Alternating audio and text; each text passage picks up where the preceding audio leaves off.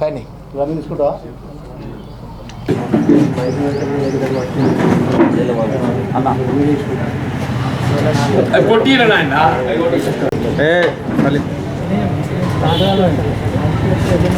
Last పెట్టది ఆగ్రీలో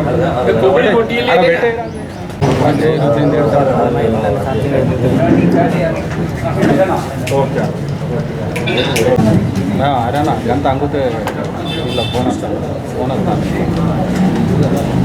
ఇప్పుడు ఈ పట్టభద్రుల శాసన మండలి నియోజకవర్గానికి సంబంధించి ఈరోజు ప్రచార కార్యక్రమం ముగియబోతున్న సందర్భంగా జగిత్యాల జిల్లా కాంగ్రెస్ పక్షాన జిల్లా కాంగ్రెస్ అధ్యక్షుడు మిత్రుడు లక్ష్మణ్ కుమార్ గారి ఆధ్వర్యంలో ముఖ్యంగా ఈ జిల్లా ఓటర్ మహాశయులకు అందరికీ విజ్ఞప్తి చేయాలనే భావనతో ఈ సమావేశాన్ని ఏర్పాటు చేయడం జరిగింది. ముందుగా రేపు శివరాత్రి పర్వదినాన్ని పురస్కరించుకొని యావత్ భక్తకోటి మహాశివులకు అది ఈ శివరాత్రి యొక్క ప్రత్యేకత ఏంటంటే ఈ కుంభమేళ 144 సంవత్సరాల తదుపరి వచ్చినటువంటి కుంభమేళాను ప్రత్యేకంగా అందరూ కూడా అంటే వీలైనంత వరకు ఎవరు స్వయంగా కుంభమేళ దర్శించి ఆ పుణ్య స్నానాలను ఆచరించే అవకాశం ఉన్నటువంటి వారందరూ కూడా ఆచరించుకొని ఓం నమ శివాయ శివుని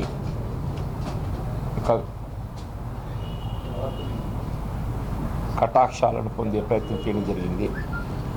మాలాంటి వాళ్ళ మీద ఏదో పోలేకపోయినప్పటికీ ఆ శివుని కటాక్షం కొరకు రేపు శివరాత్రి పర్వదినాన్న అందరికీ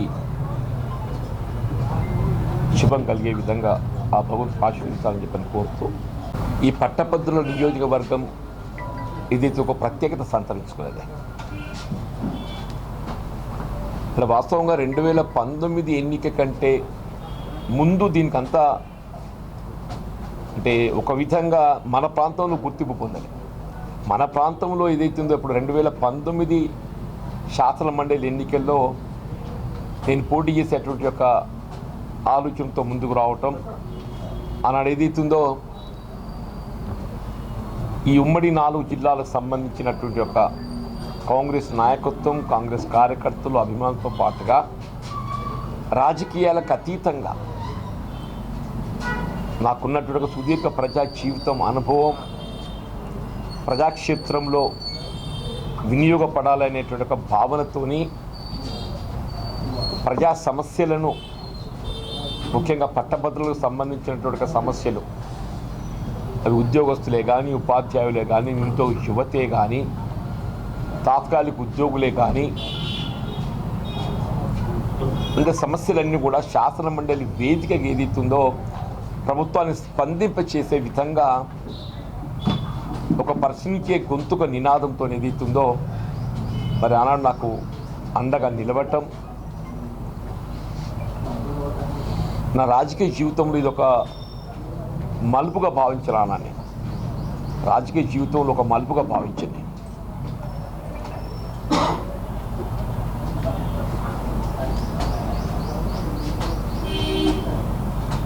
ఫస్ట్ కౌంట్లోనే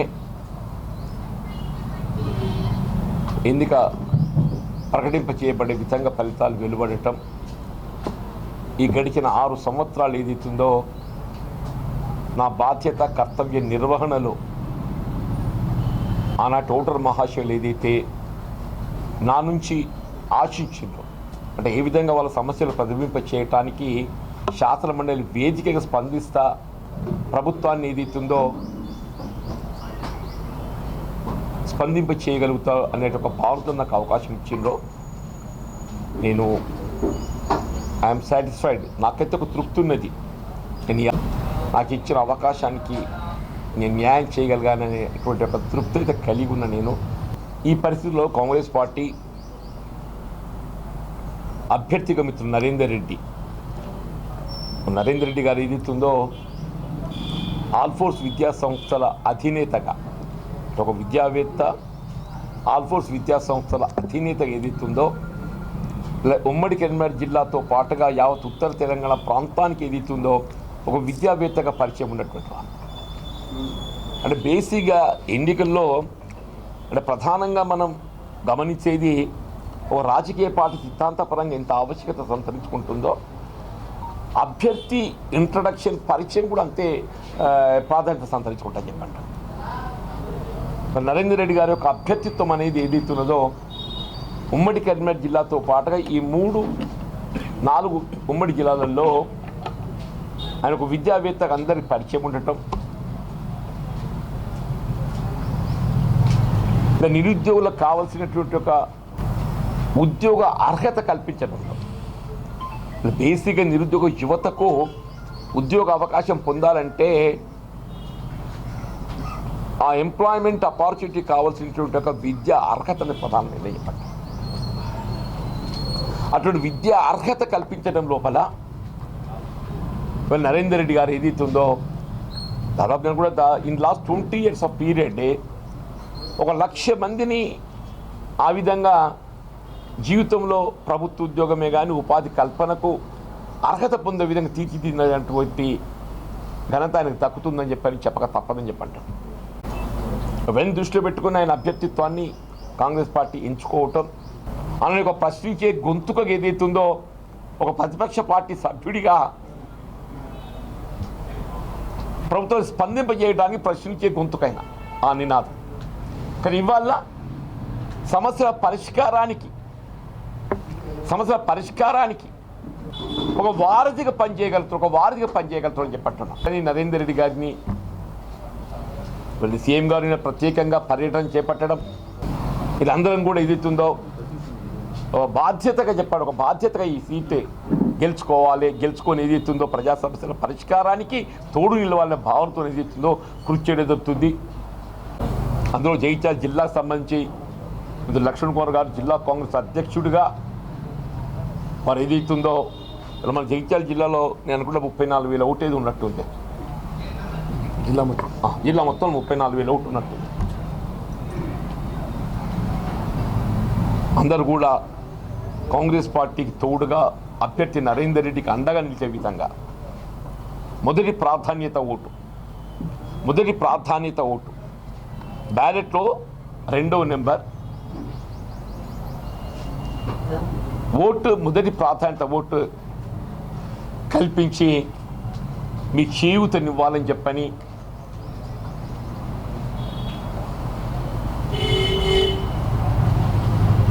మీకు అందరికీ సవినయంగా విజ్ఞప్తి చేసుకుంటాం.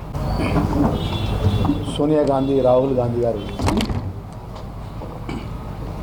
బలపరిచినటువంటి గౌరవ ముఖ్యమంత్రి వర్యులు రేవంత్ రెడ్డి గారి నేతృత్వం లోపల మన రాష్ట్ర కాంగ్రెస్ పార్టీ అధ్యక్షులు పెద్దలు పిసిసి అధ్యక్షులు మహేష్ కుమార్ గౌడ్ గారు మొన్నటి వరకు పట్టభద్రుల పక్షాన శాసన మండలిలో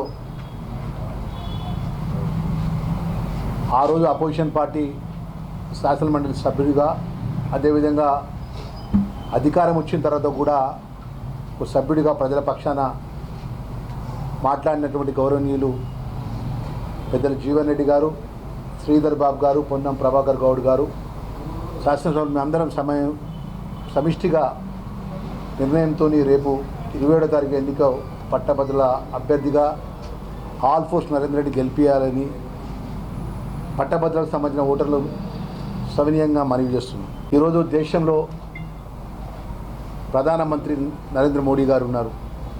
2014 నుంచి ఈ రోజు వరకు.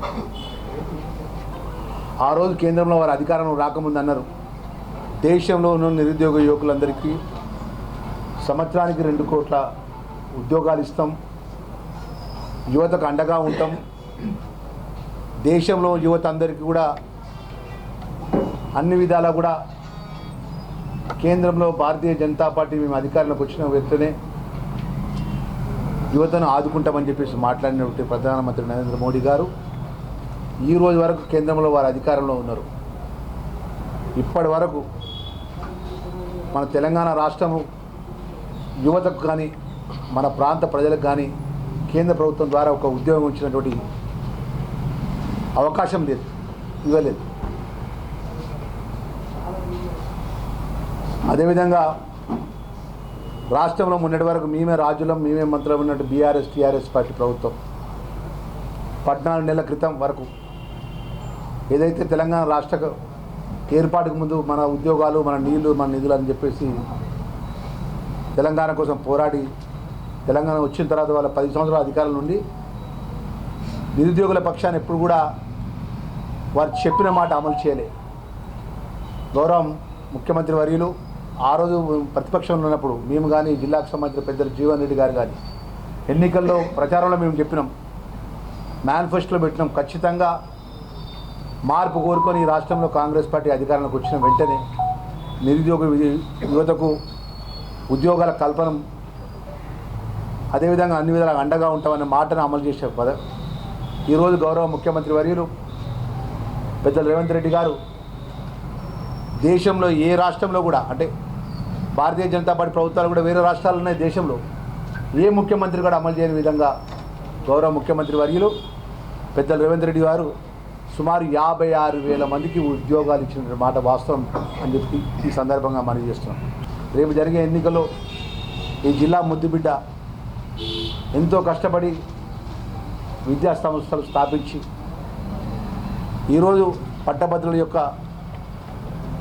రేపు 27వ తారీఖు పెద్ద ఎత్తున ఆశీర్వదించాలని చెప్పి కాంగ్రెస్ పార్టీ పక్షాన మేము జైతాల్ జిల్లా కాంగ్రెస్ పార్టీ పక్షాన పెద్దలు జీవన్ రెడ్డి గారు మేము మనస్ఫూర్తిగా మనవి చేసుకుంటున్న పట్టభద్ర ఓటర్లకు మన మొదటి ప్రాధాన్యత ఓటు సీరియల్ నెంబర్ 2 మీద మొదటి ప్రాధాన్యత ఓటు చేసి ఆశీర్వదించాలని చెప్పేసి రాబోయే రోజుల్లో కూడా యువత అందరికీ కూడా మన కాంగ్రెస్ పార్టీ కార్యకర్తగా కాంగ్రెస్ పార్టీ శాసనసభ్యుడిగా ఒక ప్రభుత్వ విపుగా జిల్లా కాంగ్రెస్ అధ్యక్షుడిగా మనవి చేస్తున్నాం.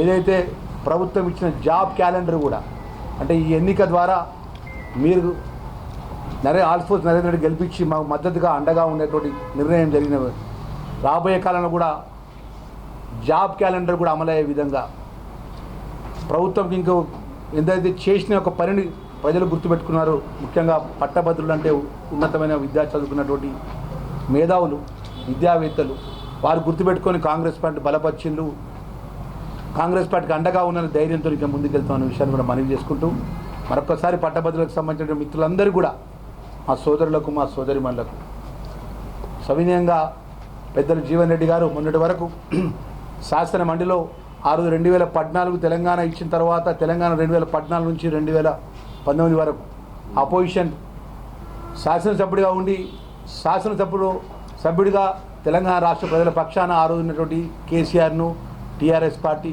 ప్రభుత్వం చేసినటువంటి తప్పుడు పనులు శాసనమండలి ఎండగట్టిండు.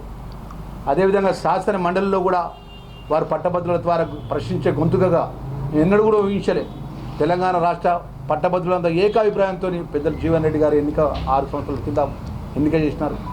అప్పటి నుంచి శాసన మండలిలో పట్టభద్రుల పక్షాన కానీ నిరుద్యోగుల పక్షాన కానీ ఉద్యోగుల పక్షాన కానీ మొన్న 14 నెలల క్రితం ఆపోజిషన్ శాసన మండలి సభ్యుడిగా ఉండి వారు ప్రశ్నించినారు. అది కేసీఆర్ అటువైపున్న కేటీఆర్ అటువైపున్న హరీష్ రావు అటువైపున్న ప్రభుత్వంలో వాళ్ళు చేసినటువంటి ఆగడాలు ఎండగట్టిండు. మరి వారు పెద్దలు జీవన్ రెడ్డి గారి యొక్క ఎన్నిక తర్వాత మరి అదే యొక్క అవకాశాన్ని కాంగ్రెస్ పార్టీ ఆల్మోస్ట్ నరేందర్ రెడ్డి గారికి బలపరిచి ఈరోజు మీ ముందు పెట్టిళ్ళు. మా పట్టభద్ర ఓటర్ మహాశయులందరూ కూడా సవినయంగా మనవి చేసుకుంటున్నాం. దయవుంచి మీరందరూ పెద్ద ఎత్తున ఆల్మోస్ట్ నరేందర్ రెడ్డి గారిని గెలిపించి అలాని మనస్ఫూర్తిగా మనవి చేసుకుంటూ సెలవు తీసుకుంటున్నాం.